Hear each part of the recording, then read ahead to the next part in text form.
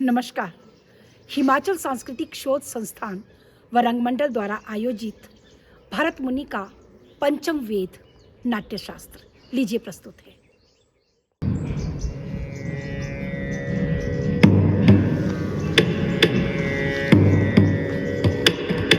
नमामि शमीशान निर्वाण रूपम् विभुं व्यापकं ब्रह्म वेद स्वरूपम् निजं निर्गुणं निर्विकल्पं निरीहम् चिदाकाशमाकाशवासम्। अरे ऋषिगण, इस प्रयोजन से आना। मुनिवर, जब से आपने नाट्य शास्त्र की उत्पत्ति की है ना, तब से मेरे मन में कई सवाल उठे हैं। उसी के उत्तर के लिए आपके पास आए हैं। निसंकोच पूछें।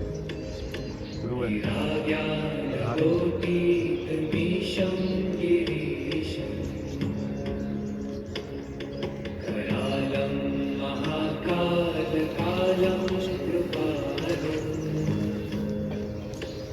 गुरुवर, हम ये जानना चाहते हैं कि नाट्य शास्त्र की उत्पत्ति कैसे हुई, इसका क्या उद्देश्य है? बहुत अच्छा प्रश्न है, बहुत अच्छा। नाट्य शास्त्र जीवन का सार है। नाट्य शास्त्र में जब आम जन लोभ के कारण अधर्म और संघर्ष की राह पे चलने लगा, तब इंद्रदेव भरत मुनि के पास गए। उन्होंने बोला कि भरत मुनि से इंद्रदेव ने बोला कि कुछ ऐसा मार्ग ढूंढे भगवान जिसमें सुनना और देखना एक साथ हो।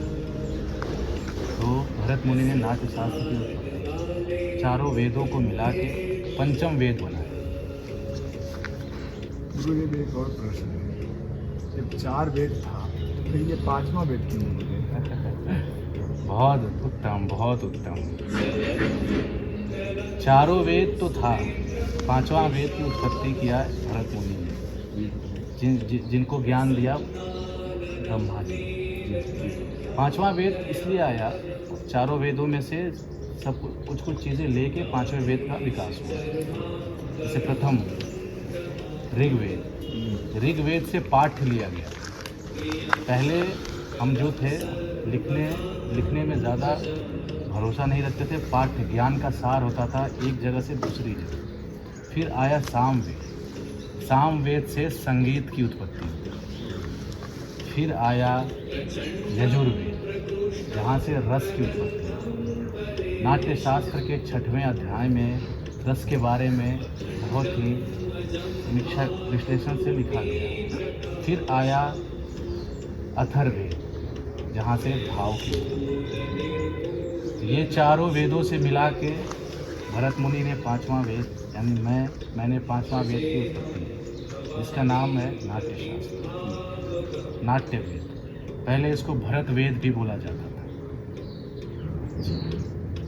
मैं समझा नहीं गुरुदेव, थोड़ा विस्तार से बताइए।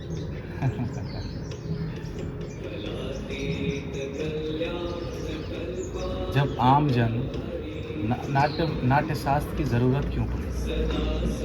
नाट्य शास्त्र इसलिए आया कि आम जन तक सारी बातें पहुंच सकें।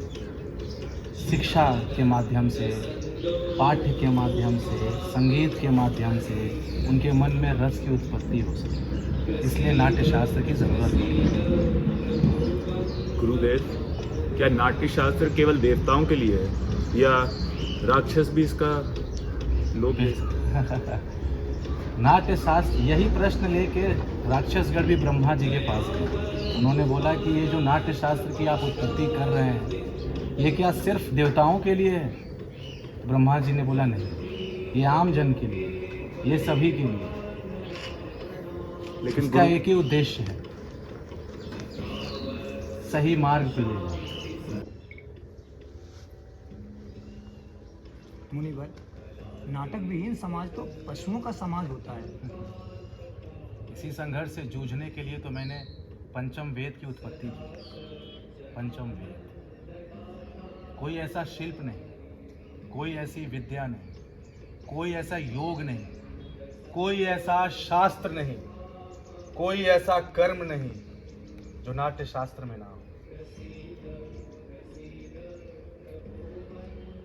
आइए ऋषिगण, मेरे रंगकर्मी पुत्र अपनी प्रस्तुति के लिए तैयार है, शीघ्र करें, आइए। नयावत्पुमानाथ पादारविन्दम् भजन्ति लोके परे वा नराणाम् न तावत् सुखं शान्ति सन्तापनाशम् प्रसीद प्रभो सर्वभूताधिवासम्